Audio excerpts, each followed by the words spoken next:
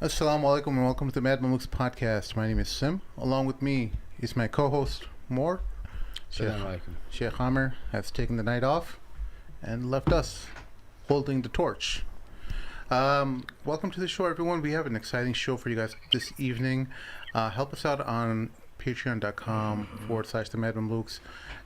If you would be so inclined and kind, help us out as well by clicking on the old like and subscribe button if you haven't already done so, and comment in the comment section below with your thoughts related to this show. Our guest today, we're going to start things off by discussing the situation in Pakistan, and for that I brought on a longtime trusted friend and a teacher of mine who, when I was young and learning the deen, he helped me through many um, challenging parts of Islam and helped me as a guide and an older brother and a mentor. He is in Pakistan right now. He's a political analyst and activist based out of Pakistan. Please welcome Brother Mohammed Akmal. Welcome to the show. Assalamu alaikum. Walaikum assalam and assalamu alaikum to all of the viewers. All right, one second. Where are you in Pakistan right now? I'm in Peshawar. Oh, Peshawar, up in the north. That's nice. I never had a chance to Yes. visit. I went for the first time to Pakistan in 2018. First time in my life, but I only spent time in Karachi, and I went into the Balochistan for a little bit, but that was it. Yeah, those areas are quite south from here. Yeah. Hopefully next time in my next visit, I plan to come up north, to Peshawar, Lahore, Murri, all these areas, try to come up north a little bit. Nice. Yes. So maybe we can start off with the elephant in the room. I mean, I think for me at least, like late yesterday, we found out that Imran Khan was arrested. After I think he went into the high court. I think they arrested him over there. The officials. And since then, there's been. I mean, from what I can tell on these different Telegram groups, there's been massive riots and a lot of civil unrest throughout the country, up north, in the south, even in Karachi, in different areas. So maybe tell us, like, maybe for viewers who aren't too much in touch with Pakistani politics, maybe give a high-level summary of what led up to this point so far. Basically, I think so. One very important aspect of the whole situation is the yearning within the people themselves about change, about being, you know, just almost they are uh, fed up with the whole situation, with all of the different solutions that are being presented to them. They've seen Musharraf, come over and rule for 9 years, and after that Zardari, and after that Nawaz Sharif, and Imran Khan was a ray of hope. I mean, he talked about bringing up change. He talked about bringing in justice. He talked about bringing in Islam. He talked about the Riyasat-e Medina, or the state of Medina, and all of those type of things. And he promised people. He gave them hope about being free from America. He promised them that we would be independent, and people that would be able to stand on their own 2 feet. And all of this has actually resonated with the people. That's one aspect of it, and that's why the appeal exists for Imran Khan, because he stands with, I would say, accomplishment, that okay, he was able to pick up the mantle or the torch of the honor of Rasulullah sallallahu alaihi wasallam, and give a speech in the United Nations about it, that how devotedly and how basically deeply attached Muslims are to the personality of Rasulullah sallallahu alaihi wasallam. And these things themselves have resonated with the people in a very, very strong way. It has given them hope that basically they could be people who can stand in front of the whole world as being Muslims. I mean, especially with respect to all of the Islamophobia going on all over the world, and a person who identifies himself very strongly with Islam gives people a ray of hope. Now, having said that, at the same time, where we see the people being attached with Imran Khan in a very strong fashion, we have another scenario we are living in a secular democratic setup, and the whole basic working principle of the secular state is balance of power, the trichotomy of power, where you have judges and you have the executive and you have the legislative. And in Pakistan's case, we have actually a fourth pillar. Excuse me. No, you're No, good. no, no, you're Please okay. continue. Yeah. Keep continue. Ah, I see. So in Pakistan, you have a fourth pillar in there as well, by, excuse me, in the shape of army, and it has been playing a very influential role in the last 70 years of Pakistan. It has been able to depose governments, bring in people, remove people, actually exile them, put them in jail, and all those type of things. And in this scenario itself, it becomes more of a four-way fight in which all four factions are trying to get as much power as possible. So it's a power struggle. So in this power struggle itself, either a person is trying to make sure that he has the best support behind him.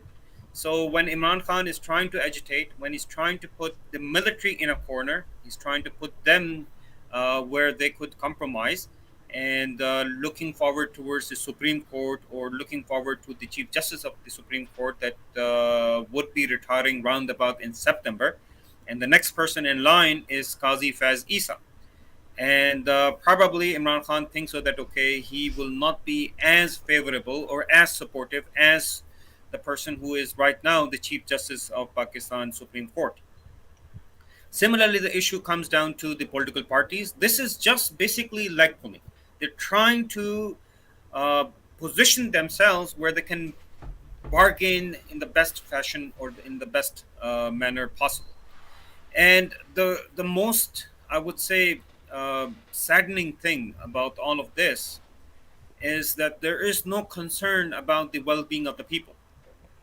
I mean, if we want to talk about policies, if we want to talk about what are the economic solutions that any player in the whole Pakistan political spectrum can present, about whether it is about the devaluation of the Pakistani currency, if it is about the inflation that is around about 40% right now in Pakistan, if it is about the unemployment, if it is about the mass hunger that is going around right now in Pakistan. There is not a single party, except for few people that are working outside of the system, that can present an authentic and a radical solution. Each one of them, whether it is a technocratic setup, whether it is PTI, whether it is all of the parties of PDM, whether it is PPP, whether it is any other person that you can think of who's working inside Pakistan right now for any kind of political solution, the only solution they have is going to IMF. If they are to follow IMF's dictates with respect to the political economy, or the economy of individuals in Pakistan itself, what's the difference? Okay. When it comes down to the foreign policy, when it comes down to relationship with India, when it comes down to our role in the region, when it comes down to the relationship with Afghanistan, when it comes down to relationship with America and the other powers in the region itself, where is the difference between PTI, PDM, or any other party? We don't see any one of them picking up the mantle of Masjid al-Aqsa, the first Qibla of Muslims, where right now, almost every other day, Israel has been transgressing and killing people without ever being held accountable. We do not see the issues of Muslims in India being raised up. We do not see the Muslims of Burma being discussed. We do not see the Muslims of Kashmir being rescued. So, whether it is the foreign policy issues, whether it is the economic issues, whether it is, in general, the condition of the Muslims in Pakistan or in the world itself, there is no difference between any one of these political players right now in Pakistan. So there's only one thing left behind, and that is a power struggle. That each player right now is just trying to get as much as possible from the given situation. If he cannot be in power, at least he would have the most bargaining chips with him. And that's what's happening. And it's very saddening. It's very, very saddening. I mean, 250 million people, 25 crore people. It's a huge country, huge population, huge potential, nuclear powered. And such a country itself can play a global role. It can be a potential, actually, a leading power, not only for the region, but for the whole world itself.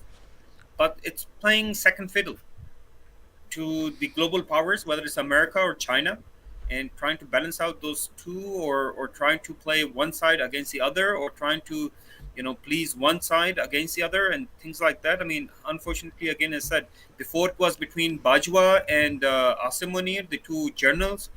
Then it became a struggle between the Chief Justice of Supreme Court and the one that is going to come after him, Qazi Faz Isa, and then in comes the PML Noon, or the PML Nawaz Sharif group, and then on the other side you have the PTI Imran Khan group, and there are each of these power centers, whether it is in the Supreme Court or in the army, they're using their political clout to forward their own interest and agendas at the detriment of the state, the detriment of the people, at the detriment of the economy, at the detriment of, in general, the whole region itself.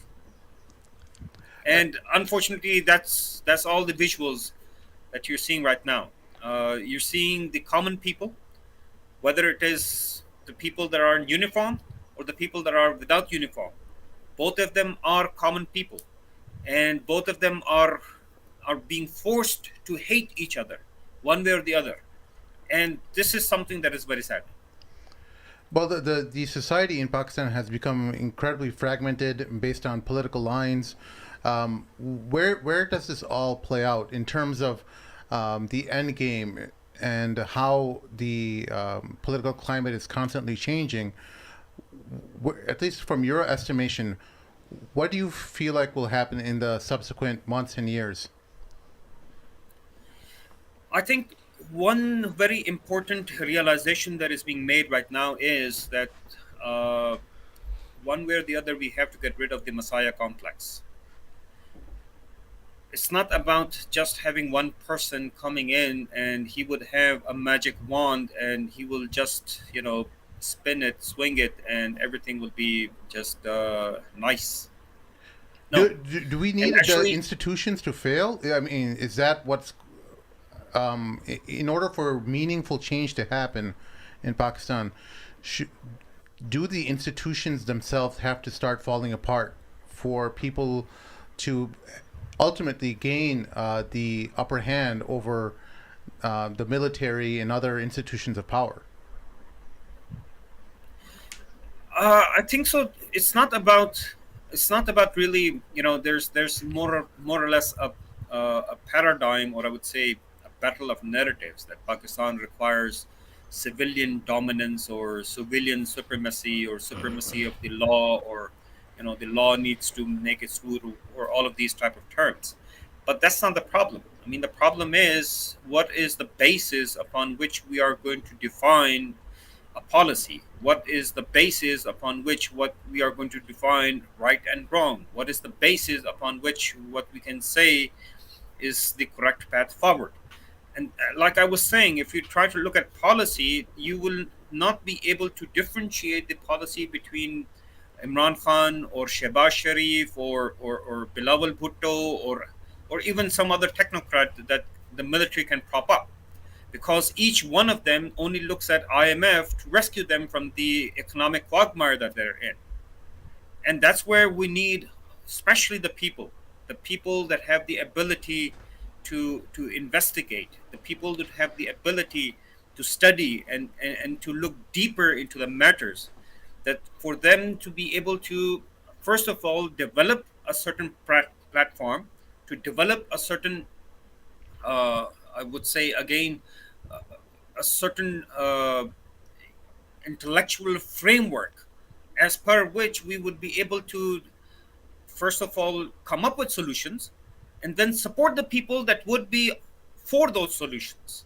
This is very important because for the last maybe 75, 80, or even 100 years, what we have been given one after another, a savior.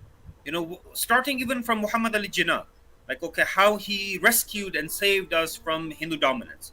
And after that, maybe it was Fatma Jinnah, how she stood up to the military juggernaut. Or after that, it was Bhutto.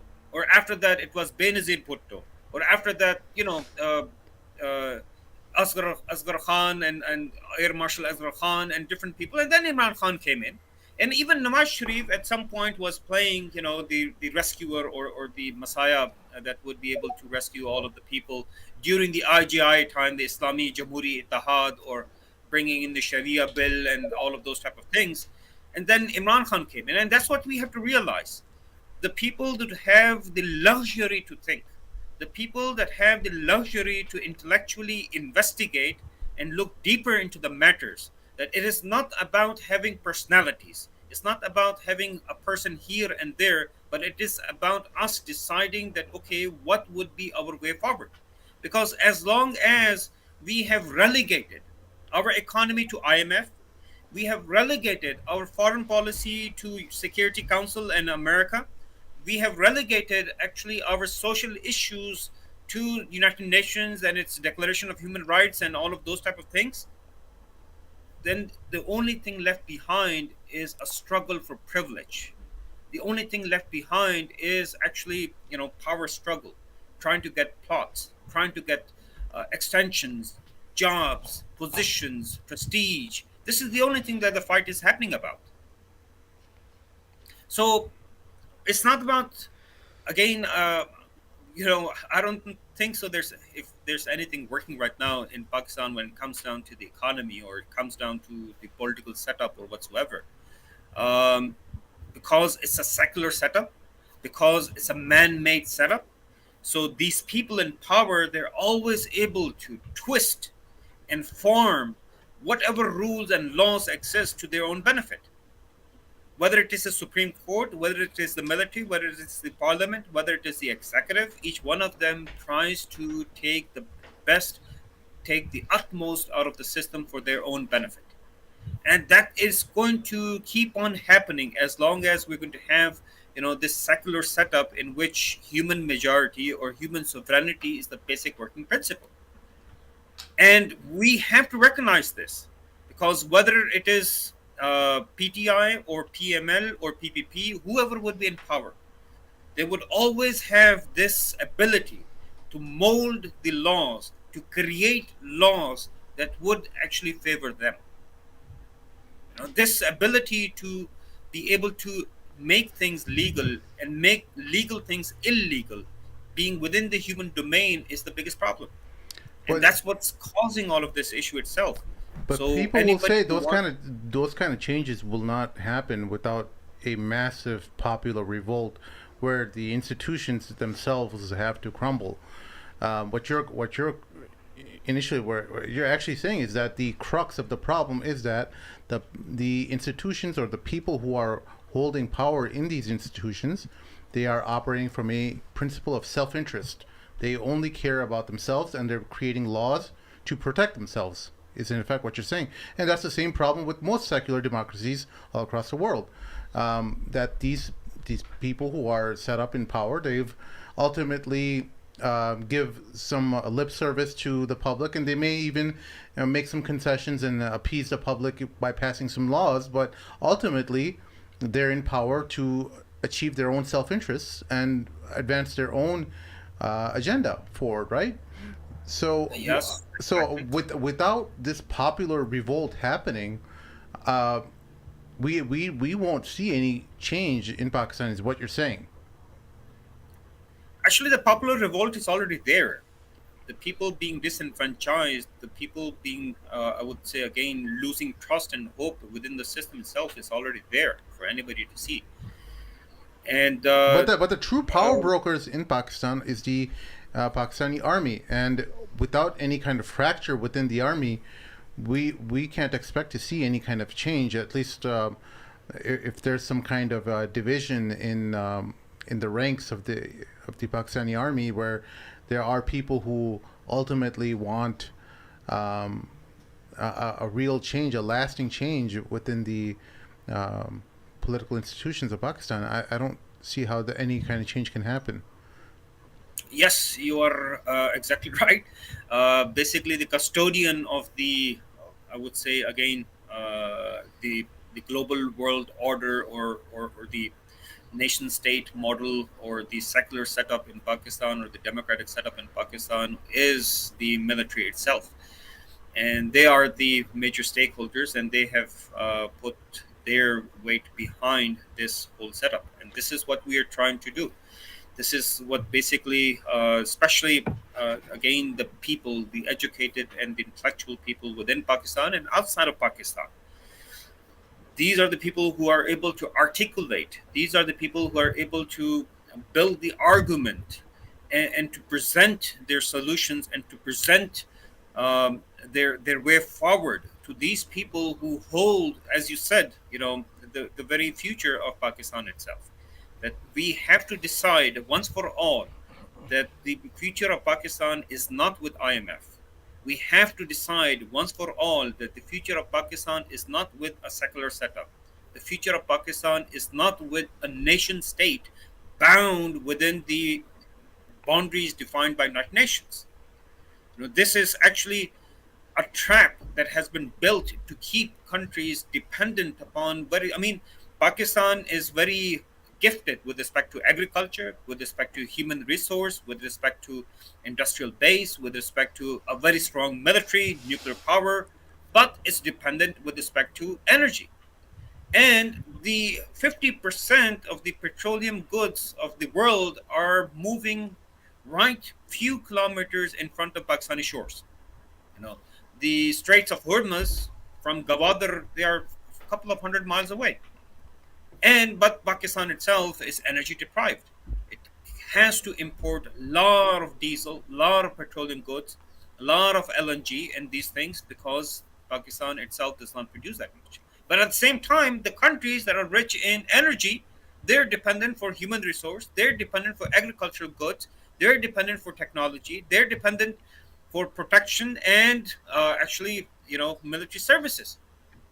So, in order to combine these two together, you remove the dependencies and have such a situation where it would be a self sufficient state.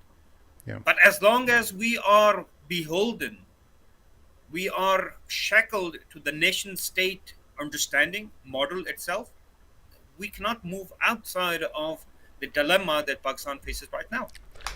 Yeah, That's what is important. Yeah, That I think people just to that are kind making of decisions, they have to think about from this framework as well.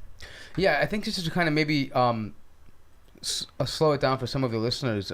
I think the main issue here being discussed is that, or the main point here is that the current model that Pakistan is in, the nation state it is in, has certain dependencies that it cannot fulfill itself. And because of that, for example, neighboring countries have access to oil and money and other things, while Pakistan may not have that access to those resources. It has access to other resources like human labor. And so essentially saying, if you combine countries and do away with the idea of these traditional borders, you can create a state that is completely and entirely self-sufficient and not dependent on anybody on the outside.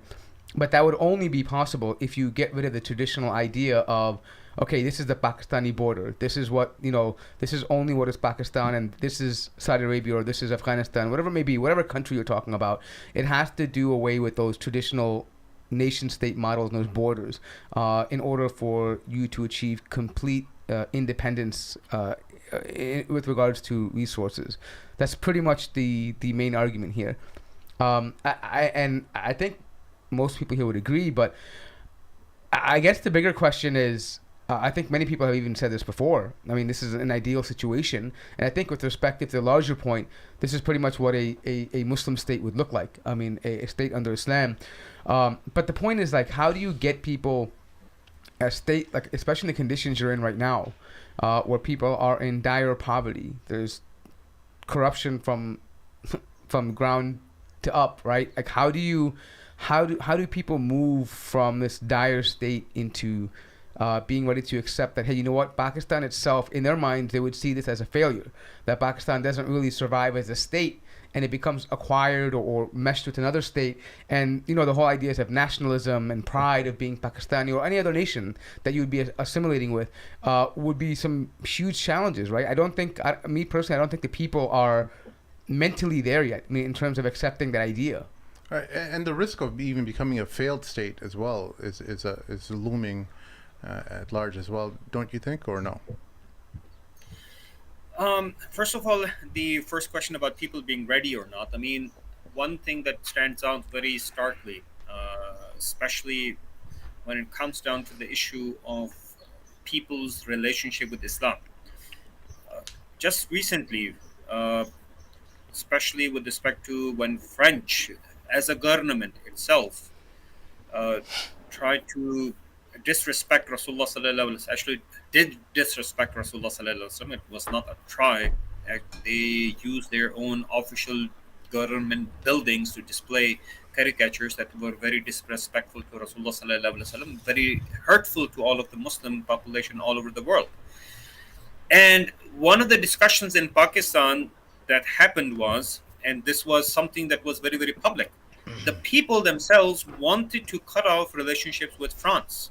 Mm-hmm. They wanted to expel their ambassador. They wanted to have no relationship with whatsoever France had.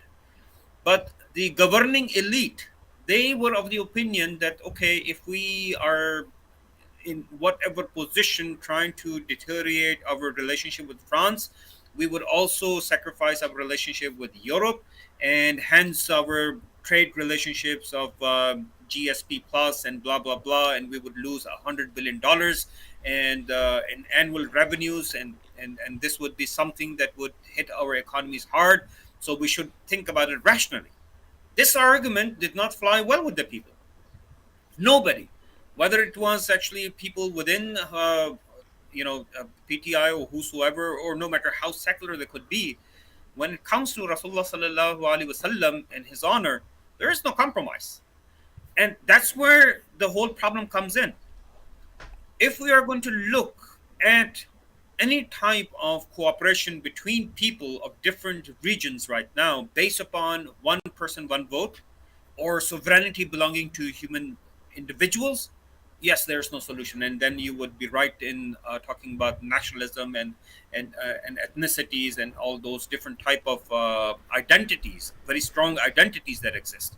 Because why would a 4 crore or 40 million strong Afghanistan like to integrate with 250 million strong population Pakistan? It would only become a very small portion of it, unless and until we're able to give some. I mean, right now in Pakistan is a federation, it's a federal model. And within this federation itself, Balochistan has a lot of grievances. They say, okay, we have the biggest land mass. Most of our mineral resources, whether it is gas, oil, gold, copper, or any other minerals themselves, they exist in Balochistan, but it has the smallest population. They fear that they would become minorities within their own province itself, their own federating unit. And because of that fear itself, it forces them to go into insurgencies and to rebel against the Federation of Pakistan. There's only one solution to get rid of the one man, one vote solution, to get rid of the human sovereignty about majority rule. Because as long as majority rule exists, you would not never be able to actually bring people together, bring them closer. We witnessed just a few months ago when the World Cup was happening, the football World Cup was happening, when Morocco was winning against the old colonial powers, whether it was France, Belgium, Spain, whatsoever. And the whole ummah from Indonesia all the way down to whatever nooks and crooks of the world Muslims exist, they celebrated that win because they associated with it. And this is the reality. Right now, what brings happiness and joy to Muslims, we are united. What pains Muslims in the world, whether it is the desecration of Masjid al-Aqsa, whether it is the Muslims in Burma being persecuted, or in India, or in Kashmir, or in Palestine, or or Central African Republic or wherever they are, it pains them. When Muslims in Libya, Sham, Yemen, Somalia, if their governments have failed, it pains them. We are united in our joys, we are united in our pain, and we are united in our solutions, because whatever comes from Quran and Sunnah, even if we disagree with it, we we give it reverence and we give it sacredness. So the problem is right now, you actually more or less diagnosed it as self, that if we stick to our nationalities, if we stick to the problem resolution or the dispute resolution mechanisms given by a secular setup, given by the federating or federation type of setup, we will never be able to actually come out of the quagmire that we exist today in. We need a radical new solution. We need a new way forward. And that way forward is only Islam and nothing else.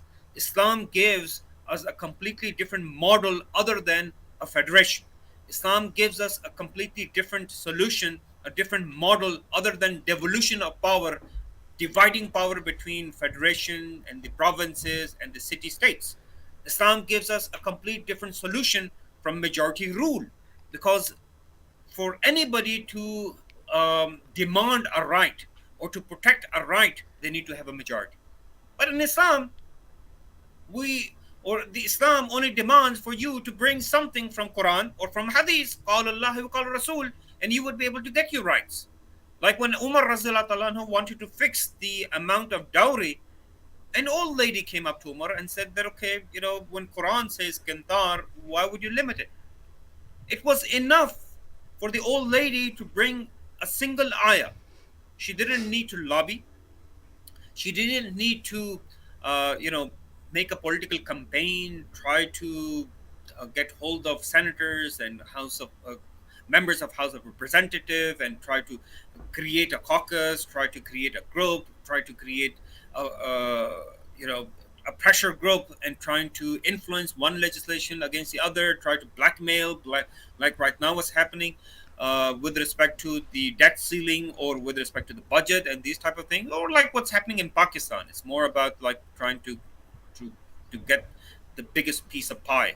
If you don't have the governing seat, the prime minister, at least you would have something, or the best seat in the house to at least view things. Um, uh, Doctor, as you wrap things up, can you just give us a quick synopsis of how you feel like this current crisis will resolve itself? Do you think that they will eventually, give way to Imran Khan and let go of drop these charges, or do you think this matter will be pursued to the extent where he won't be eligible for the elections? Look, this is something that has been reoccurring again and again and again. I mean, right now, okay, Pakistan appears to be in flames, but what happened in 2011 and 14? Just 10 years ago, when Imran Khan was protesting against Nawaz Sharif, he had what they called a dharna, a sit-in for 126 days in the capital. And even at that time, there were a number of people that died, and the whole euphoria existed. That was 2014. 2008, when Nawaz Sharif was marching against Musharraf. And that movement had a different name. It was called the Restoration of Judiciary. And when Iftikhar Chaudhry was being restored to his own glorious position, when Imran Khan in 2014, he wanted to restore, or more or less, I would say, be able to come up with a better solution for a better election processes and these type of things. Before 2008, we have the whole 90s, a whole decade, where almost after every 2 years the government changed. Why? Because when Nawaz Sharif was in power, Benazir Bhutto was agitating, and when Benazir Bhutto was in power, Nawaz Sharif was agitating. So we always have, I can go back almost 70, 75 years. Before the 90s, you had during Zulfikar Ali Bhutto time, when all of the other parties ganged up against him, and then they started agitating, and the martial law happened in 1977. And before that, you had in 1969 Ayub Khan, when all of the other people were agitating against Ayub Khan. In 1958, you had everybody else again. I mean, you have these episodes happening again and again, maybe after 10 years, 8 years, 7 years. Yeah. So the power struggle will settle in somebody's favor. Maybe it is the favor of the chief of army staff right now, that is Asim Munir, and they would be able to disqualify Imran Khan from politics. But after 2 years, 3 years, 4 years, there would be a new power struggle. After every 3 years, an army chief is replaced, Yeah. and that army chief starts to look for extension in his own tenure.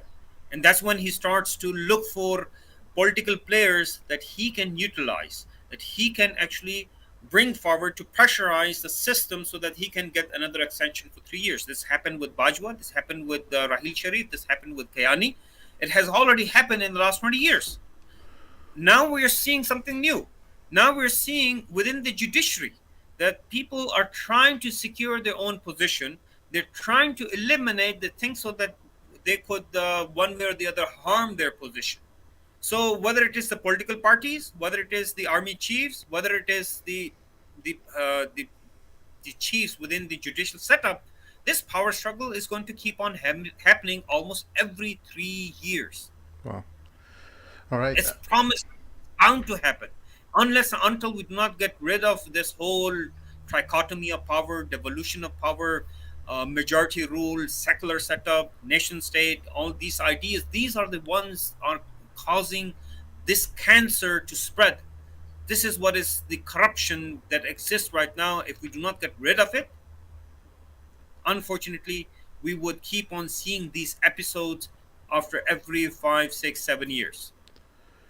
All right. Jazakallah khair for your time, Dr. Akmal. I know it's super early there or in Pakistan, and not an easy task to speak in the morning, but I really appreciate your time, and we hope, inshallah, that you come on our show in the future and talk, give us a more in-depth understanding of what's going on in Pakistan.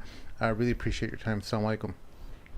Wa alaikum assalam wa rahmatullah. I'm thankful for the opportunity, and I'm glad that I was able to bring some points forward. Thank you. Jazakumullah khair. Jazakallah khair. Assalamu Assalamu alaikum. alaikum. Yeah. Wa alaikum assalam. All right, that is our segment for Pakistan. Thank you, guys, for listening. We are now going to go ahead and transition over to Shaykh Omer Haqqani, who can help us understand some of the problems with the Hajj situation. And I will go ahead and hand it over to Mort here, who will take over and Hey.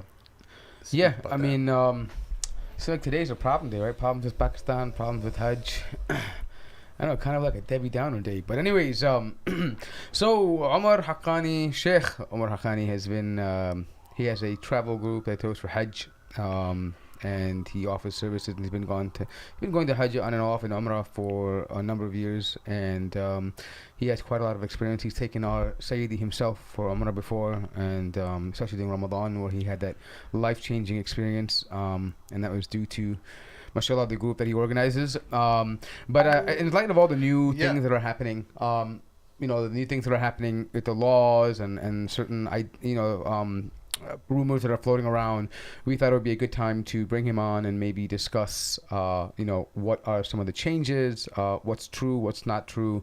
So, welcome to the show, Shaykh Omer. Welcome to the show. This brother is the brother I told you listeners about my trip to Ramadan, my Ramadan Umrah trip, and how meaningful it was for me over there. And thank you for joining the show. Assalamu alaikum, Sheikh. Assalamu alaikum. Bismillah, alhamdulillah, salatu wassalamu ala rasulillah. Thank you for inviting me here this evening to talk about Hajj in particular in regards to what's happening. Last time I was on here was last year, and we had talked about the same subject in regards to Hajj. So I will take it a step back and give a recap and then talk about where we are today. What had happened last year was, as we all know, there was a major change that happened last year in terms of how Hajj services were offered to the pilgrims from the West. 2019 was the last year of Hajj that was there for pilgrims coming from outside. We all know what happened in COVID 2020, 2021, 2022. 2020 and 2021 was basically no foreign Hujjaj. Now, this gave them time to rethink about the whole thing, and they came up with a new idea and a new platform last year.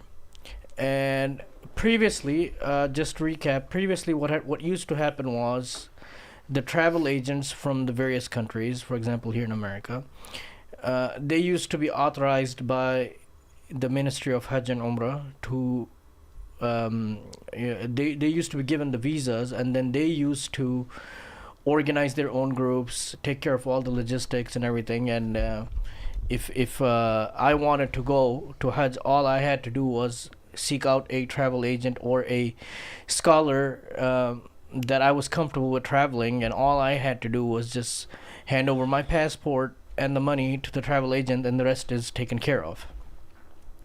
The major change that happened last year they waited almost just till 3 to 4 weeks before Hajj started, because no one knew what was happening. Everyone was kept in the dark. People had made payments to the travel agents. People had done all the preparations that they needed, and then they found out that there was a major change that was going to happen, and that was they introduced a platform called Mutawif. And it was basically an online platform, an online portal, and you had to register on there, and you had to go through there. They were the only ones who were authorized to provide any services, whether it was the ticketing, whether it was the visa, whether it was the accommodation.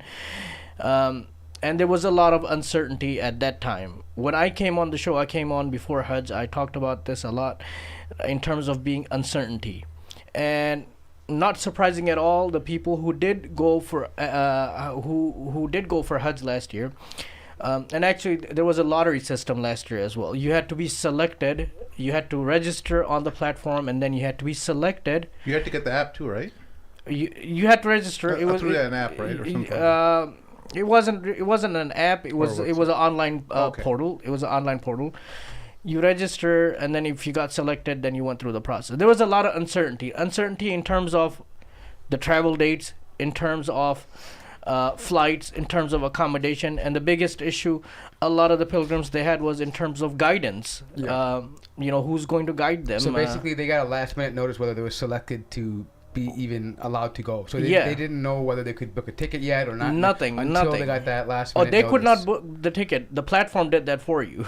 And question. So did that mean like they had to select the airline there and everything from within the platform? Last year they only had one option, which was Saudi Airline. Oh, and that's really marked up. Not even marked up. It only departed from, I think, 3 to 4 cities throughout the U.S. and Canada. Like JFK is one of them. Virginia, that's it. They don't have a Chicago one or anything. So, for example, if I'm traveling from Chicago, I have to make my own arrangement from Chicago to New York or Washington, wherever I'm departing from. Yeah. That's on my own, and then the rest is part of the package. And last year, a lot of pilgrims who went on this, there's a lot of forums out there. There's a lot of videos and all of those things that you can look up. They did not have a good experience because it was unorganized. It was chaotic. People showed up to the airport saying that they are registered and they had to go. They have no ticket. They have no reservation.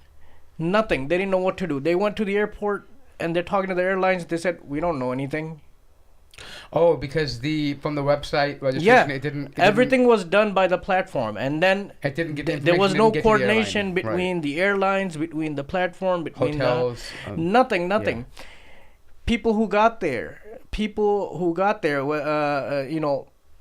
accommodation was a huge issue. People, when they got there, they checked into the hotel. They said, "Who are you?"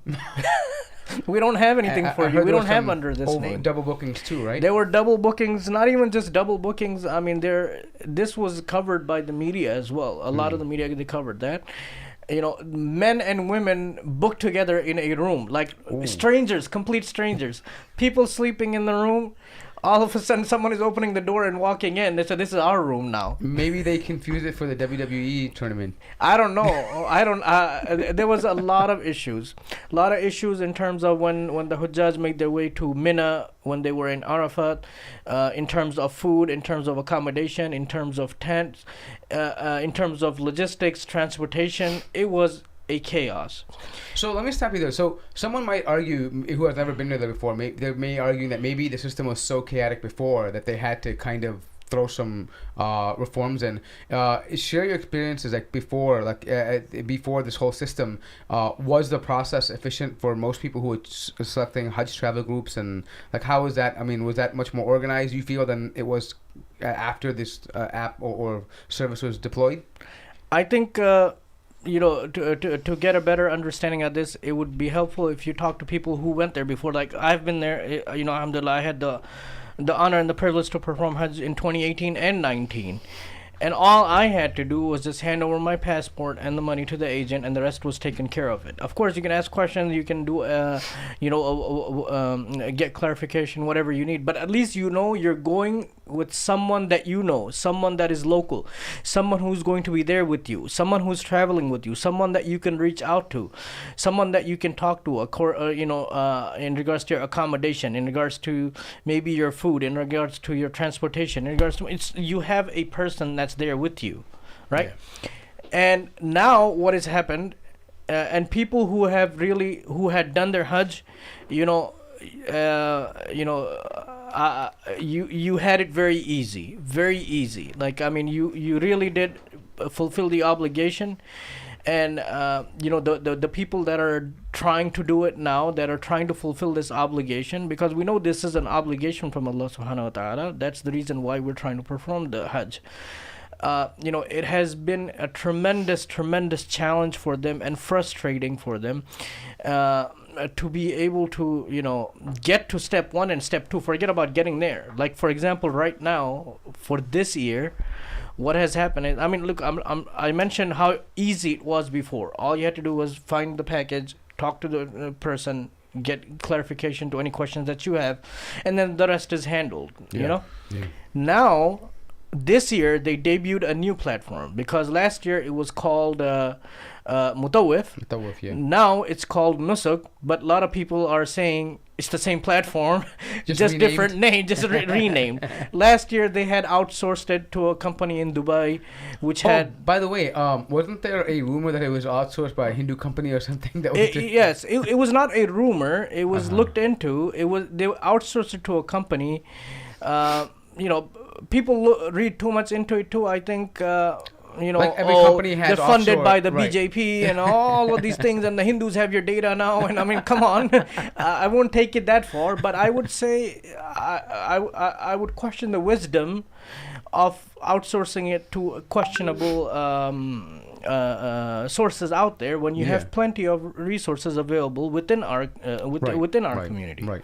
So now this year the platform is called Nusuk, and the process was you had to pre-register. How do you spell this? Nusuk? Nusuk. SUK, right? Yeah, Nusuk. Yeah. What does that mean? Yeah, what it means, it has multiple meanings. Right now, what it means is something that doesn't work, and there's a meme out there for it. Well, it's something that I've been part of many conversations. I'm part of many groups. It's actually a term now called nusuking. Okay, and what that means is, what are you doing right now? Screwing it up.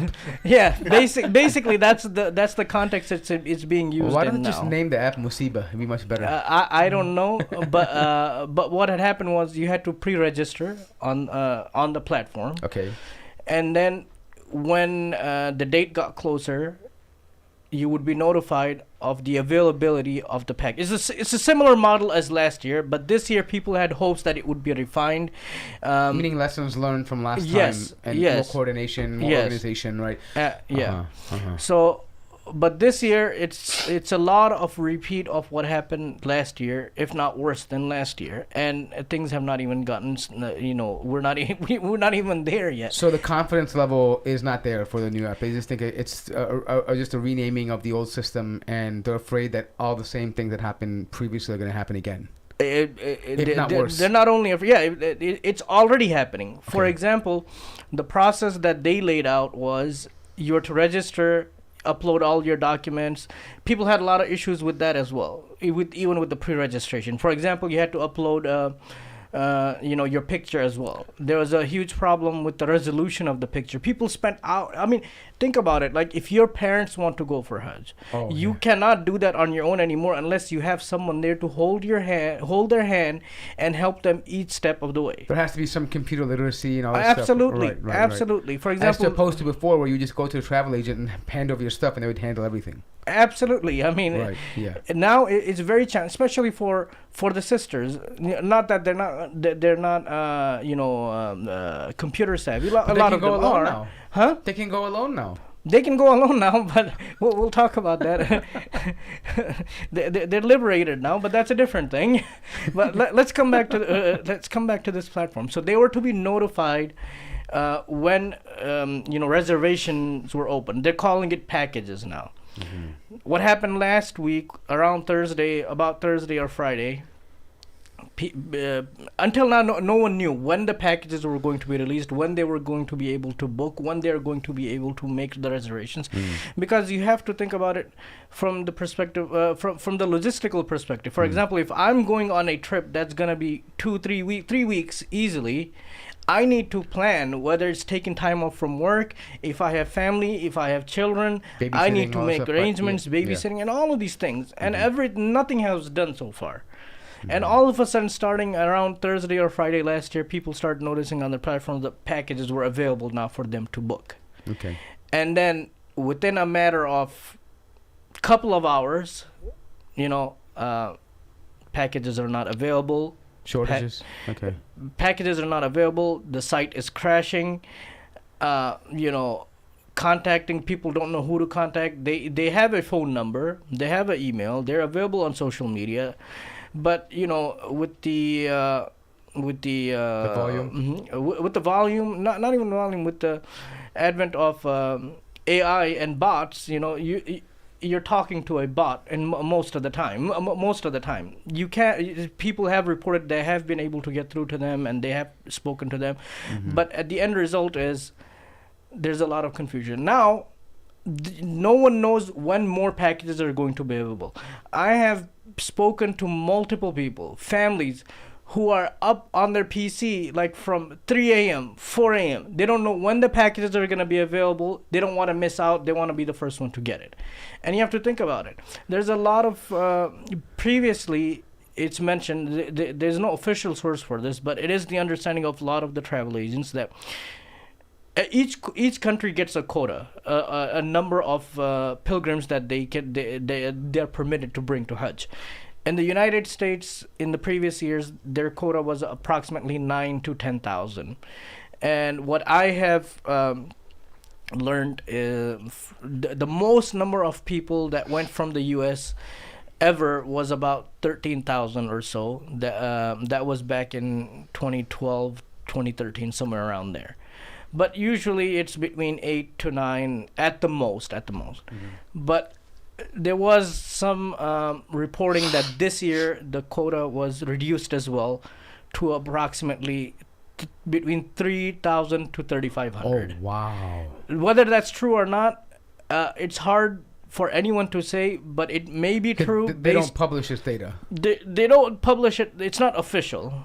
It's not official. But this is coming from well-seasoned, well-connected travel agents who have connections within the Hajj and Umrah ministry, who have shared this with us. But now you have people who cannot book, who are struggling to make reservations, and when they do see a package available, they have to get whatever is available, whatever hotel is there, whatever number of days it's there. There's a lot of uncertainty in regards to that. Yeah. Then the second part is you have to make the payment immediately in the sense that they give you 5 days to make the payment, and you have the option to make the payment either through credit card. Imagine making a payment to an online overseas company for 20 grand. Right. 40 grand. It's uncomfortable. Imagine it being flagged. Imagine working with your bank, working with the card, and explaining to them what you're doing, why you're transferring, why you're paying something, for $40,000 on your credit card. A lot of it is being flagged. A lot of it. Yeah, because usually people would do they would buy the ticket individually. They would buy whatever. Maybe the hotel would be on a card booking reservation, whatever it would be, right? They wouldn't just do all at one time. If they were doing it by themselves, but if they're doing it through the agent, usually it's a check. Oh, okay. There's different ways to do it. By the way, do agencies do installments until the day you leave? For example, let's say you're going out next year and you want to do it now. Say, I'm going to give you 5 now. Yes. 10 later until that. I mean, just maybe they might take a month before we leave. You have to make sure your payment is done. Yeah. Oh, okay. Yeah. I mean, so that was the advantage, kind of installments. Right? Okay. Right. All right, I mean, people did not appreciate. To be honest, people did not appreciate the agents that were there. They went. They did the Umrah. They did the Hajj.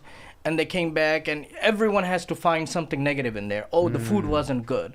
Oh, the transport, the AC wasn't, as cold as I wanted to be. Yeah. I didn't have the biryani in my the. bed sheets weren't 10,000 sheet. They did not appreciate it. They didn't understand how good they had it. Now, on the same line, I would also say, yes, there are some people who did have bad experience. There are some agents who did take advantage of the people. But they're not the majority. They're in the minority. It's just like any other business. You always have people that are in there that are just there to make the money, that are just there to cheat people. You had that there, but it was not the majority. But I think of the usually people chose agencies depending on people's previous experiences. They said, hey, listen, this was really good. I had a good time with this person, and they took me and took care of me, and usually referred to other people, and that's how they went, right? So generally speaking, the experience was generally the same. Generally, it was the same, and it actually two things people looked at: the agent and the reputation, and or the scholar that they wanted to go with, because these two things are important. Yeah, some people would sacrifice the luxury of it to go with a really good scholar. They're right, and so vice versa, right. And usually, it is, at the end of the day, there is a business component to it as well. There is a business part of it as well, and there's nothing wrong with that, in my opinion, as well. As long as it's within, reasonable right, reasonable limits. Right. And usually if you're looking for some popular, scholar or people that people really look up to, usually it's the good agencies, the good agents that have them. So they have nothing to worry about from that perspective. Right. So so since you said the application is virtually the same thing it was last year, are there any changes that you've seen compared to some policies that were around last year that are maybe changed for this year? So far, people who did go last year, people who did experience it last year, they said that they have not seen any changes at all. People are struggling.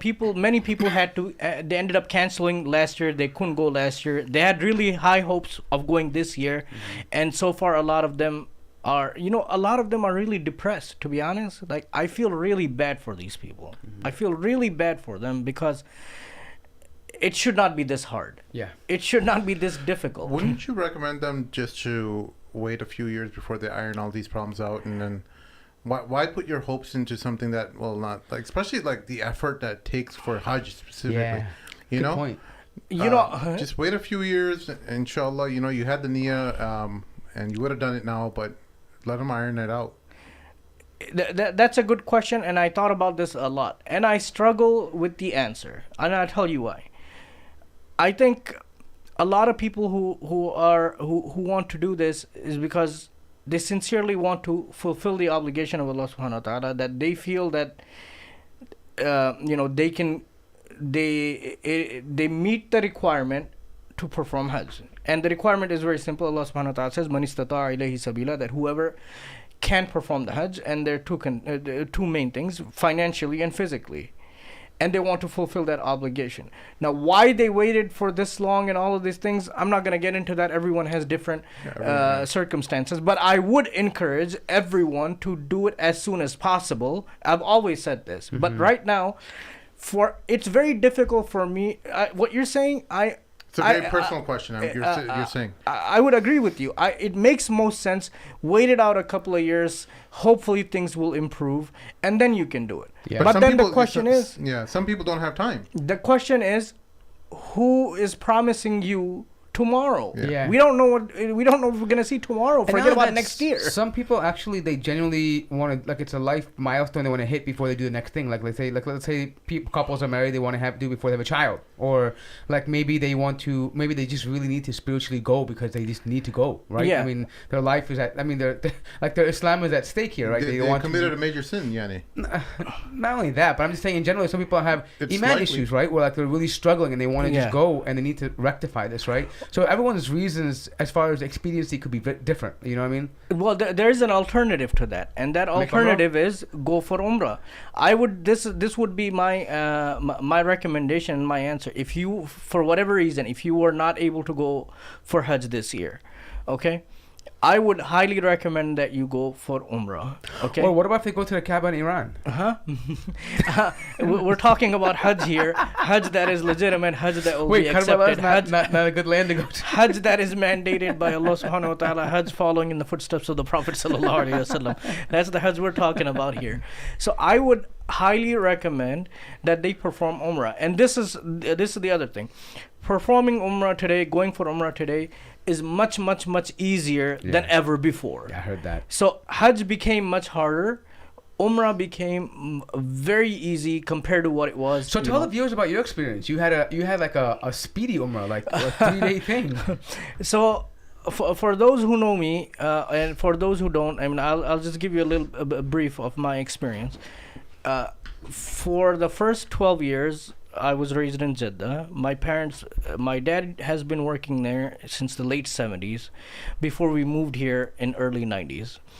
My dad, we used to live in Jeddah, which is about an hour away from Mecca, and we had frequent trips to Mecca, and usually a monthly trip to Medina. As a matter of fact, my parents were actually in the Haram in 1979 Juhayman? when Juhayman made his appearance. They were there. They had prayed that Fajr Salah. So they got out? They got out. Oh, They got yeah. out. But they were there at that Salah, and they had prayed that Fajr Salah. And then my dad did say that he did notice some unusual activity. Unusual activity right after Salah. Like strange people were in there, and the doors were closing right after Salah. And that was something that never happened. Yeah. But that's something else. But ever since being here, I went to middle school, I went to high school. Yeah. Back in 2000, I won some competition, and the prize were for Umrah. I did go after high school. I did go to Umrah at that time. Then Wait, college. what competition was this? You didn't tell us about a The competition. Quran one, right? Yes, it was. Yeah. It was a Quran competition. Was it Remember Qari? Huh? Qari competition? It was a Quran competition. MashaAllah. You So didn't even tell us. So how long? Say Allah Mubarak. Allahumma barik. so that was me going back after maybe 5-6 years or so, and then 2003 I went. Shaykh Omer was with me at that time. This is when we were on our Your journey to the Holy Land. on our journey.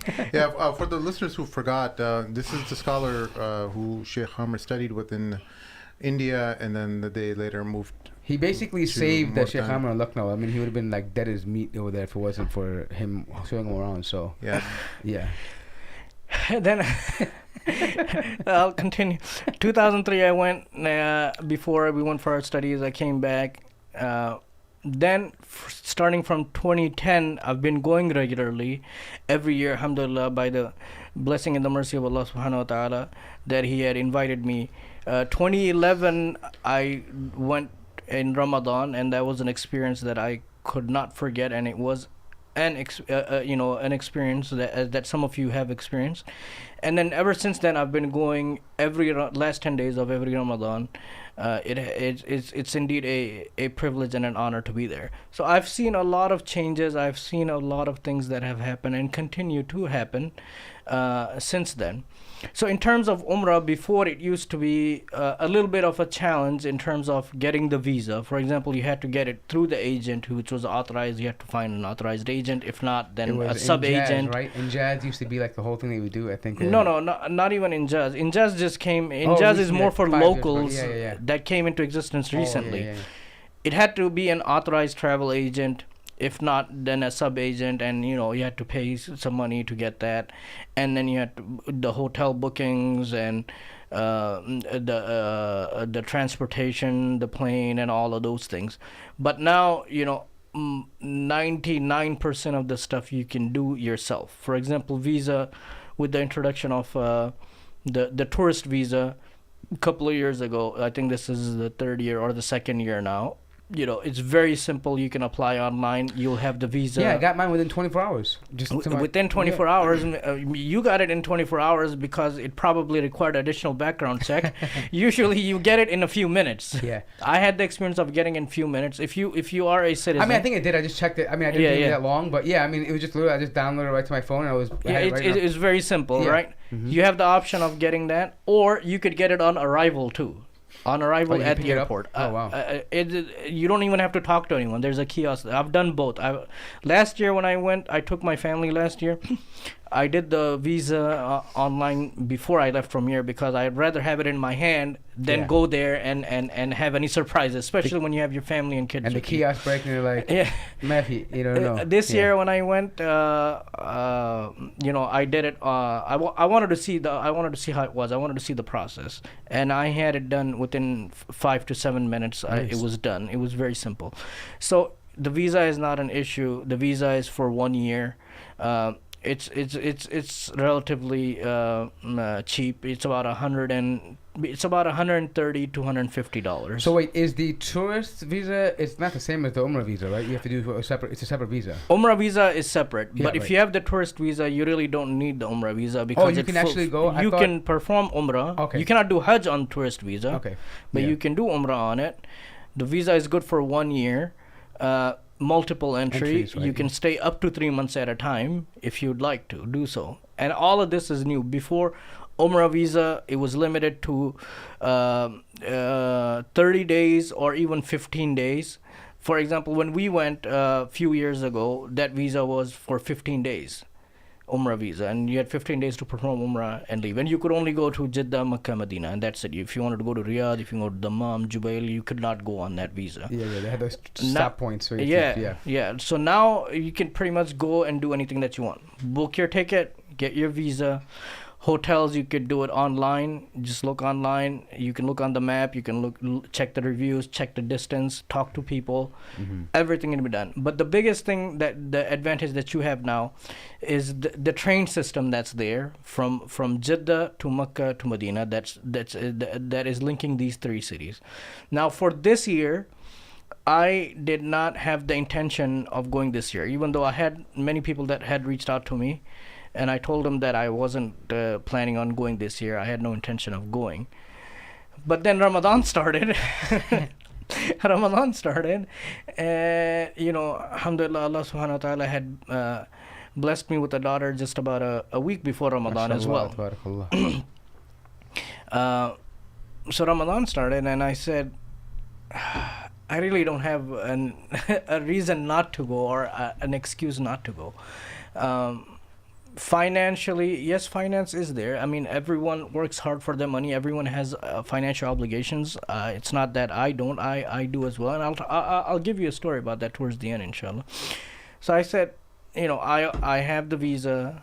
I do want to go. Friday, I called the agent.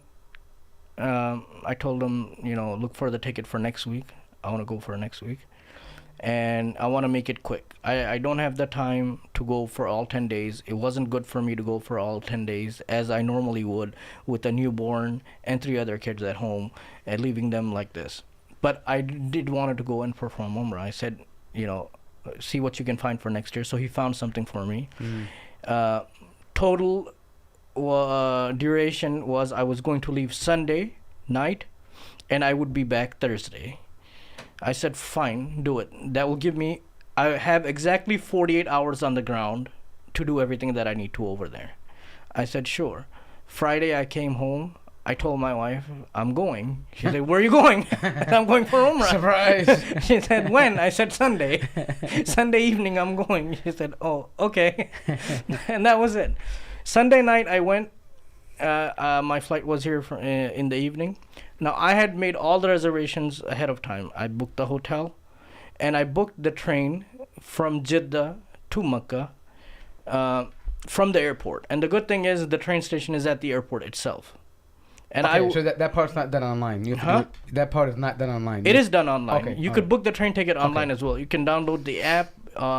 It's called HHR Haramain High Speed Railway is what they call it, or you can do it from the portal as well. You can buy ticket on the site as well. But why wait if you can do it ahead of time? Right. So I looked at the time my flight was landing. It was about 2:30 a.m. I was going to land. I booked the 4 a.m. train from Jeddah to Mecca. I landed there. I got the visa. I got everything. I took the train. I got to Mecca. I got there in less than an hour. It's very, very, very smooth, very easy. From Jeddah Airport to... From Jeddah Airport to wow. Mecca. Usually it's about... Yeah, okay. I mean, it was a challenge before getting traffic, through immigration. Getting through immigration is very easy now. They have a new airport for those who haven't been there in a while. They have a new airport. They have all women working there. It's very, very easy, very quick. And then you had to worry about transportation to Mecca. You had to find someone, or you had to pre-arrange someone. At that time of night when you get there late, At that time of night, plus many people who go there, the language barrier. Even though a lot of people they speak Urdu there, or some English as well. But these were all challenges that were there that don't exist anymore. Mm-hmm. So really, people, in my opinion, they really don't have any reason not to go. Mm-hmm. You spend tens and thousands of dollars over here. You go to Disney or all these other places. You could do the same thing at a fraction of a cost to a better place, and you fulfill a better obligation, and it will give you, if you haven't done Hajj, especially if you haven't done Hajj, if you go for Umrah, it will give you a good idea and a good preparation for what is to come when you come for Hajj. It's a good precursor to going. Absolutely. Yeah. Absolutely. So real quickly, the train to Mecca, how far is the station at Mecca to the Haram? From Mecca, from the Haram, it is about... the thing is, when you get to the station, they also have free shuttle bus as well. Okay. From the station to the Haram, which is what I took. You can get the cab. It's not that far. Maybe about how long is that ride? 10 minutes. 10 minutes. 10 minutes without traffic. So people who are a bit older though, it might be better to rent. Get a cab, because getting into those facilities or the vans are a little bit difficult, right? Yeah. For example, I went with my parents back in November. We didn't take the free shuttle. We rented the van because it's much easier that way. And what I'm telling you now is my experience. I would say this is doable if you're by yourself. If it's a husband and wife. It might not be so feasible if you're traveling with family or with your parents or with your children. It is doable. It's not that it's not doable, especially with children. But more than likely, you're probably going to miss your train, or you're going to miss something. Yes. Someone will have to go to the bathroom. Someone will be hungry. Someone will lose something, and that you will have to find. So, but besides that, I got to Mecca. I did my Umrah. By the time I was done and finished, it was about 10:30 a.m. Mm-hmm. I came back to my hotel. I checked in. I had checked in before I went. I came back to my hotel. I took a little nap. Then I already had pre-booked my trip from Mecca to Medina on the 3 p.m. train from Mecca to Medina. So I went to the station. I took the 3 p.m. train. I got to Medina. It takes about 2.5 hours. The shuttle goes from the hotel to the station too? No. Okay. That's on your own. Okay. The shuttle is from the station to the Haram. But if you're close to the Haram and the hotel, you can just go to the station. Actually, I take that back. There is a shuttle from the Haram to the train station as well. Okay. But my hotel was not close to it. It didn't make sense for me to go all the way there. And then it was much easier for me to get a cab. But yes, the shuttle is both ways. I got to Medina about Did my people greet you in Medina? Yes. They were waiting for me at the train station. Did you give them my salam? Yes, I said. To be honest, I did think about the times that we were there, and I also did think about how different it was at that time and how different it is now. And it's I cannot stress it enough how easy it is now. And I wish. So after you talk about, don't you think I should go by Imran al-Madani? If you'd like, why not? Why not? I No, think it sounds but pretty no, nice. I wanted Alright, to fine. see. Go ahead, talk No, no, about no, something serious. No. I wanted to ask you something real quickly though about this though. So I mean, just before you get to the Medina part, before Ramadan, remember we covered that episode where there was a leaflet that was distributed. Remember that guy Sammy was talking about it, about like they're not going to call the adhan on loudspeakers, they're not Yes. going to broadcast certain things, children won't be allowed, iftars won't be done. Did you see any of that kind of rules around like when you were there? It's difficult for me to comment on that because I only went to Mecca, Medina, and these two places are different than from the other cities that are there. The situation in Jeddah is completely different. The situation in Riyadh is completely different. I did not visit those places, so I cannot comment on So it if doesn't that was appear- really being implemented So it or doesn't not. appear that those rules had any effect in the Haram or in Well, Masjid Nabawi. To be honest, the leaflet was very mild in the sense of the changes that were going to happen in the Haramain, but the actual effect would be on the surrounding To cities. the residential areas around, right? Yeah. No. So, but the Haram generally it felt the No, same. no, yeah. Right. Originally, what had happened when that guidance came out, for example, one of the things it said Guidance. one of the things it says was no live broadcasting of the salah. Yes. Now, for about 48 to 72 hours, there was a huge internal uproar slash discussion. People were not sure if this was applicable for Mecca or Medina as well because it didn't say. Then later on, they came out and they made it clear that this was not applicable. It's for to the smaller Haramain. masajids and Yeah. the neighborhood, the local areas, right? Yeah. So basically, what you're saying is it was business as usual at the Haram and Masjid Nabawi. It was business as usual. Yeah. I got to Medina. Of course, I'm going to Medina is not part of Umrah, but it would be unfortunate for you if you could and you did not go to Medina to visit the Prophet ﷺ on purpose, right? So my only reason was going to visit the Rawdah of the Prophet ﷺ. I did not book any hotel in Medina. I'm there for one reason and one reason only. I got there half an hour before Maghrib. I thought I wasn't gonna be able to get to the Rawdah for the Salam, but when I got there, the place was empty because everyone had already gathered for iftar time. I got there about 20 minutes before iftar. Okay, I went, I did the Salam. There was barely anyone there. So wait, do they have that process where you have to book your appointment? Yeah, so now this is the new introduction that came in during COVID time. Yeah. Some of it has continued, a lot of it is not. The only thing that you have to book an appointment is if you want to pray the Salah in the Rawdah. Mm-hmm. You have to make an appointment for that, and that's strictly implemented. Other than that, you don't need an appointment to just, if you want to go just for Salam, you don't need an appointment for So that. there's an app for this too? Yeah, the app is called it's called Nusuk actually. Oh wow! the Nusuk app will give you an appointment. At for least that. you can do it all from one app, though. Yes, yes. To be fair, yeah. I kind of like that because it was difficult to get in the Roda because Yes. of, the guards. You're like kind of guessing and hoping that you Yeah. get in when you get there. That is true. you Some know? people camp out there, like they just once they get in, they save it for other people, so it's kind of difficult. Yeah. From that perspective, yes, I think that was a needed improvement. But then again, How do you enforce it? it's difficult to Yeah. manage and control because think about it. I mean, the area is not that big, and you have millions and millions of people coming from all over the world.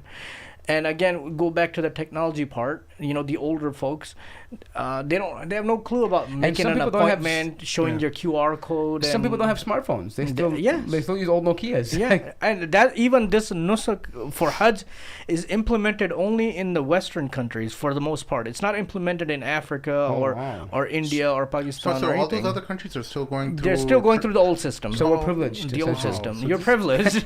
You've made progress. Then I was in Medina for about 4 hours or so. I did my iftar there. I prayed a little bit of Tarawih. Then I had the 10:30 train booked back to Mecca. This was all done before I landed there, right? I took the train back to Mecca. The next day I spent in Mecca. And in the evening, I took the train back to Jeddah. And then I came back. All said and done, I left Sunday evening. And then I was back Thursday afternoon. By 4 p.m. I was back. So you're running on no sleep. No sleep, nothing, but it was well worth it. Yeah, of course, because being having the honor and the privilege, because it is indeed an honor and a privilege to be able to visit even once in your lifetime. Because, and I always say this to a lot of people, many millions and millions of Muslims all over the world who were born as a Muslim, who lived their life as a Muslim, who died as a Muslim, did not have the opportunity to do so. So it should never, ever, ever be taken Sometimes for granted. that escapes me because I grew up going a lot, like oftentimes, and you don't realize that. Like some people are like, hey, have you been? I'm like, yeah. And they're like, oh, like it just. But for me, like sometimes you forget, right? Yes. Because you're like, oh, I've been there so many times. It's just like you don't realize some people just don't get there. But before we move on, I just there's some questions I want to get to. I think you already asked. I think you already answered this one. What if you go to a different country and buy a Hajj package? Is this process still for Western countries? Yeah, it is still for Western countries only, right? This whole right. As I mentioned, so this is the workaround a lot of people are doing now, especially from the people that I've talked to, from the groups that I'm in, especially from Pakistan. If you have, because you can have dual nationality. A lot of people have a Pakistani passport and a U.S. passport. So if you have a Pakistani passport, you can travel from Pakistan, but you have to travel on that passport. So you have to do it from Pakistan then, right? Yes. From here to there, you can travel on your U.S. passport. But I mean, all the arrangements have to be made from Pakistan. Yes, you have to work with the local agent there and get it done. And that's what a lot of people are doing now. Okay, all right. And they can afford the higher packages that are offered from Pakistan for a fraction of a cost from over here. And even here, the packages that are offered here, they're not cheap. They're not cheap at all. It's anywhere from 15 to 20 to 25 to $30,000 per person. What? Per person. Yeah. Just a quick question too. Someone asked, sister asked, is it safe for women traveling alone and without mahram over there?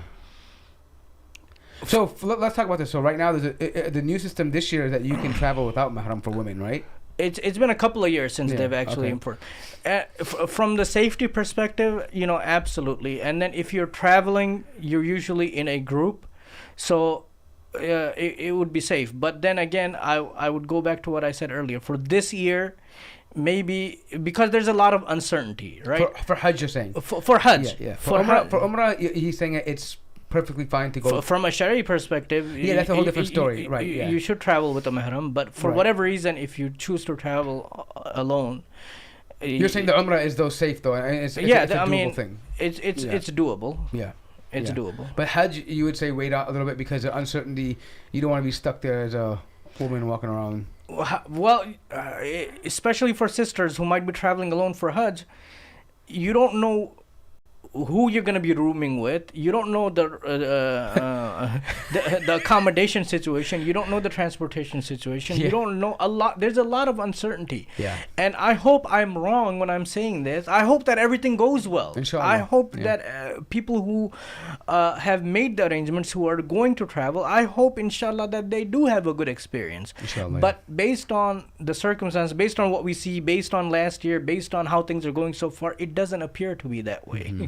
So as far as the people who are living in the West with their only U.S. passport, is there anything they can do to avoid or make sure that they don't they have a smooth process? Well, the only thing that they can do right now is make as much dua as possible. Now, there is a new package that came out just yesterday or a couple of days. It's called the Masha'ir package. What that is what they're offering you is Masha'ir? Masha'ir. Masha'ir is basically they're covering the key locations that you are required to visit during Hajj, which is Mina, Arafat, Muzdalifah, and Makkah. It's basically, you can look at it as a land package. They're calling it a land package, and it's called the Masha'ir package. Basically, they'll give you accommodation and transportation during the 5 days of Hajj. Hajj is only 5 days. 8, 9, 10, 11, 12 of Dhul Hijjah. Okay? These 5 days, they're providing you accommodation and transportation in Mina. Muzdalifah, you're only there for one night. You don't get any tents or anything. You may probably get a sleeping mat or a sleeping bag. That's about it. Hell yeah. Arafat, Mina is the main place that you'll stay. The rest, you're on your own. For example, booking the flight, you're on your own. Transportation, you're on your own. They're saying that the package includes visa, but that remains to be seen. There's a lot of uncertainty in terms. So now, even if people want to book this package, they're not sure if they want to book their airline, for example, they don't know what departure date it should be because they don't know when they're going to get the visa. They can't make the booking. Can't they get their visa online the way, not for Hajj? No. Okay. The tourist visa is different. This is a but I'm Hajj saying visa. There's no the Hajj one's Hajj not visa, they're supposed to get as part of this platform from Nusuk, Okay. as part of this package. Musiba. When that's going to happen, we don't know. Okay. Mhm. So, and then a lot of people, this is what I'm saying. If you have the ability to go for Umrah, you should do so. Yeah. There are a lot of people who are first timers now, and they're all really worried. Like, they want to go, okay, which hotel should I book? How far is that? Where's this area? Where's this? How is this? What about transportation? How are the bathrooms there? Do they have, what kind of food they have? There's so many questions that are there. So how much is this Mashayar package? Mashayar package is actually pretty reasonable.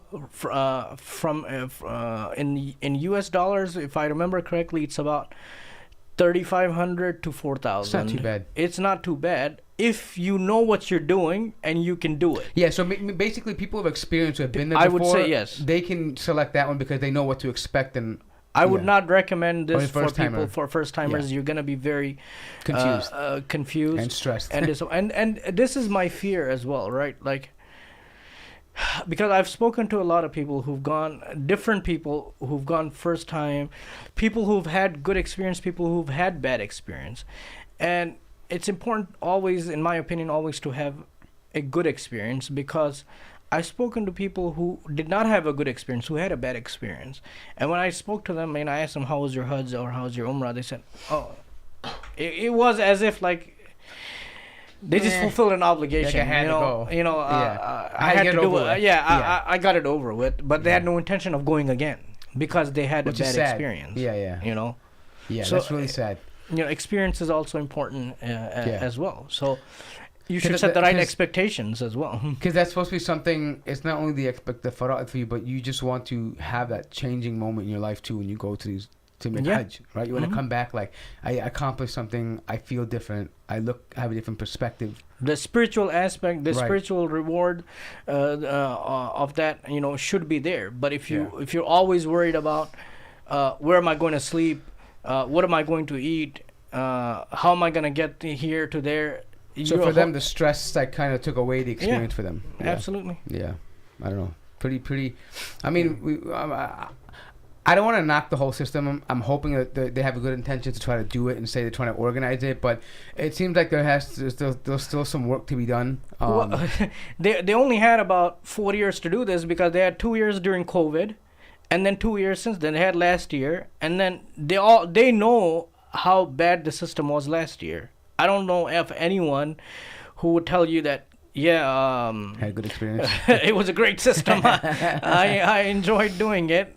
So they had all this time to fix it, and it's not like they can't, because as you know, Saudi Arabia is one of the few countries in the Gulf who do have a lot of their government services on an e-platform, right? Mm-hmm. Right, and it has worked out good for them. It has, and I think this model of the Hajj though, and I hate to say this, but I think they've taken a model from the way they do their events there.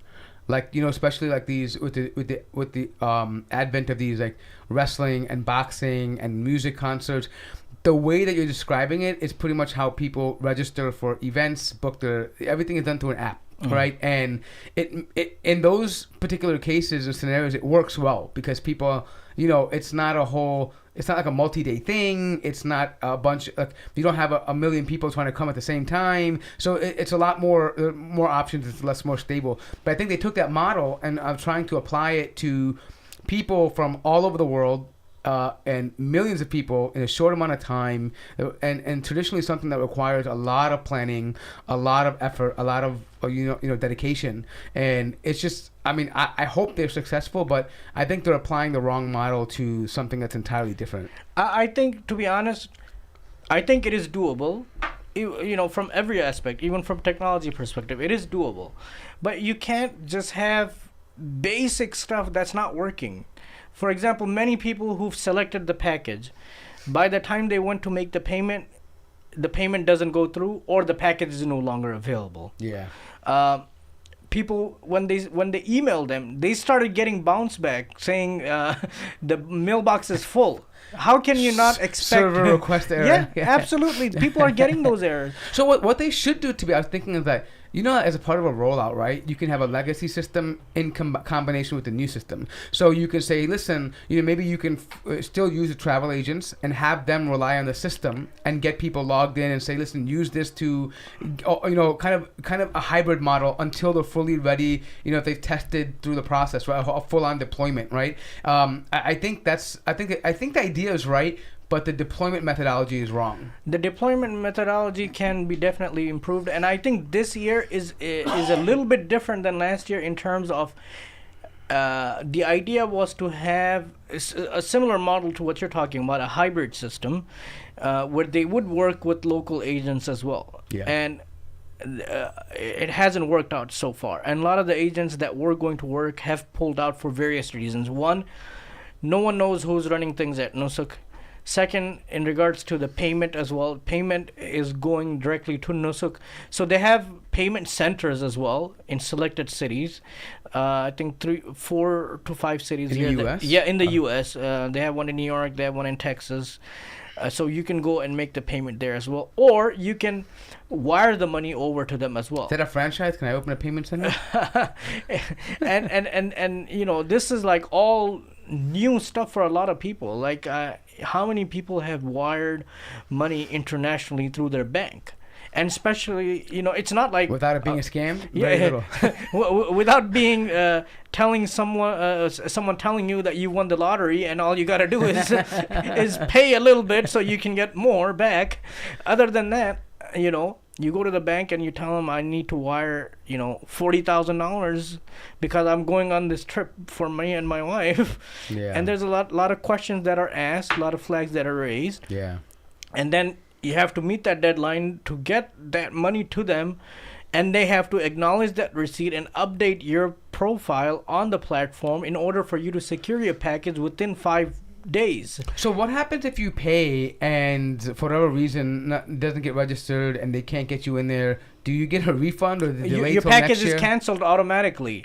Now, in regards to the refund, a lot of people are waiting to find that answer out, how they're going to get that money back and who they need to contact to get that money back. Wow, that's stressful. And they also had because for some people this is a life savings. This is life. This is like once in a lifetime opportunity. I mean, we're talking like tens of thousands of dollars. It's not a small amount. Yeah. And when they rolled out, actually, I have that here. So they had mentioned the cancellation policy as well. Mm-hmm. So if you canceled between May 5th and actually, if you cancel between April 26th and May 5th, 25% of that money will be deducted. But the problem with that is when they rolled that out, it was already past the deadline for the 25%. So you already lost 25% if you wanted to cancel it. Only. It happens. Yeah. No, but I really do feel though, like in the future though, I think it's going to be something that will get much better. I mean, look, if you look at other places in the Gulf and also even within Saudi Arabia, like programs they've rolled out for even local other things, they've gotten significantly better, even in terms of like, ride sharing, food, even just online transactions, all the stuff. They've gotten very good at it, and I think they will get this down right. It's just that there's a lot of logistics in place they have to go through, and this might just be growing pains. Unfortunately, the people going these next few years are going to be getting the short end of the stick. But I think in the years to come, like maybe 5, 6, 7 years down the line, this will be like a whole game changer for most people. It'll be a lot easier than it was. I think you're right. I think eventually it will work, but the question is, why is it taking this long, and why are the people having to pay the price for it? Yeah. Like, I mean, this is, you can't compare this to like Uber or Careem or anything. Like, if you can't get a ride, I mean, you can get a taxi. But here you're talking about, from a religious perspective, fulfilling a religious obligation, a once in a lifetime obligation. People coming from all over the world, you better get it right. Yeah, I think if anyone from Nusuk is listening, I would say this: if you are, and like it's expected. I mean, I work in IT. You guys work. We do deployments and things. We're all in IT. Yeah. If Nusuk is listening, we're here to help you. Not only that, I think that we know the deployments can go rough, right? Yeah. But the problem is that that means in the acknowledgement you have to have preparation for the outcome, and that means that you have to have like above and beyond customer experience, meaning that you have to be able to have people that are live people that can address problems responsibly, adequately, quickly, and especially things like refunds and planning. Like you have to really get that customer support model in place. More so now because of all the uncertainty, right? And you're gonna have to deal with a lot of call volumes right now because of your own fault, in the sense that the app is still not completely functional and at a stable state yet. So I think if you do that one part, it might eliminate a lot of people's frustration. At least bring them some, hey, there's some professionalism here that, because any other thing you do, like companies roll out apps all the time, and they have many glitches, right? But the customer and app support that's available kind of compensates for that, especially during the transition periods, right? They're heavily customer focused, right? And so if they can maybe bring that in the meantime, it might ease a lot of the problems that people are facing. They can do that. I think two things, right? From technical perspective, there's things that they can do that you talked about, but the other thing is, I think they really should take into consideration the opinion of the people who are on the ground. For example, the travel agents, the local ones, whether it's US or UK or any other other countries who've been doing this for many years. Yeah. And then unfortunately, starting last year, a lot of them, they had to shut down. Their overnight, their whole business collapsed because they cannot do anything, and some of them actually, they're under a lot of financial burden, or they've gone bankrupt as well, because last year what had happened was many of them had taken the money from the pilgrims before the announcement. And then whatever they did with that money, now they can't get it back to the customers. But as far as payment, I would say that I would give a little bit credit to whoever it needs to go to, whether it's the Ministry of Hajj and Umrah or whatever, because last year on that platform, on the Mutawif platform, a lot of people who ended up paying out of pocket, or they ended up paying more than what was advertised. But eventually, a lot of them, they did get a refund. And that refund came, just a couple of months before this year's Hajj. A lot of people, they received emails, they received phone calls. A lot of them thought that it was a scam. And they weren't expecting that. Yeah. So they did end up refunding a lot of people who did end up paying out of pocket, or they ended up paying more than what they were supposed to pay. Well, that's good. Good news. Yeah. All right. So any other closing thoughts, and is there any other thing that we haven't thought of yet that is worth asking, maybe in the chat? More? No, I think we got all the questions except for one. Why the golf fees are always so disorganized. I don't know. I'm not gonna get it, but yeah. No, but yeah, go ahead. They're not good disorganized with the concerts. I'll tell you that. I think in general, to be honest, with the golf, aside from this, in the most part, it's pretty well organized. I mean, I've lived there. I mean, especially in recent times, I don't think it's disorganized. But I think something this size though is always going to be glitches. I mean, it's just something that's different, especially a system that's been in place for 50 years, 60, 70 years, and changing that is going to be, there's going to be a number, no matter how you go about it, there's always going to be troubles and issues. People should set the right expectations, right? Because you have people coming from all over the world, different culture, different background. A lot of people don't know how to read. A lot of people don't know how to write. A lot of people... We have to get out of this mentality of living in the West and everything being organized and orderly and all of those things. It doesn't work that way, and it will not work. It will never... I don't think there is a system that can be implemented there where everyone will follow, right? Yeah. It's not going to happen. So you have to set the right expectations. And as we know, the Nabi Sallallahu during the Treaty of Hudaybiyah, he had to... everyone in the Sahaba thought that they were going to perform Hajj that year, and they had to wait an extra year. So sometimes we as Muslims have to be patient and exercise or set our expectations right, so that we know or are prepared to cancel, and hopefully, inshallah, the next year. Allah subhanahu wa ta'ala looks at your intention, looks at your niyyah, and you'll be rewarded accordingly, right? And to be honest, like you said, to be able to go there is a privilege from Allah. if Allah's qadr is for you to be there, no matter what, you're gonna get there. If it's not for your qadr to be there, you're not gonna be there. That's true, and I see a lot of people saying that in this as well, and I say yes, it is true to a certain degree, but you can't like. Being non-competent, being incompetent is not. This is not an act of indemnification for those people. Yeah. They still have their responsibility, but I'm saying that ultimately for you yourself, Yes. you're doing what you can do. You have to accept the qadr of Allah. You know, what I mean, Yeah. at that moment, right? You're doing everything you can with the situation, even though their situation is pretty bad. Like, I mean, what they're doing, they have to be accountable for. But you're making the best of what you have, right? And beyond that, you have tawakkul. If it's your qadr, is going to be, because there are people who didn't even know, who didn't think they're going to go, and they got a visa right away, and everything was easy for them, right? Yeah. You find stories like that all the time.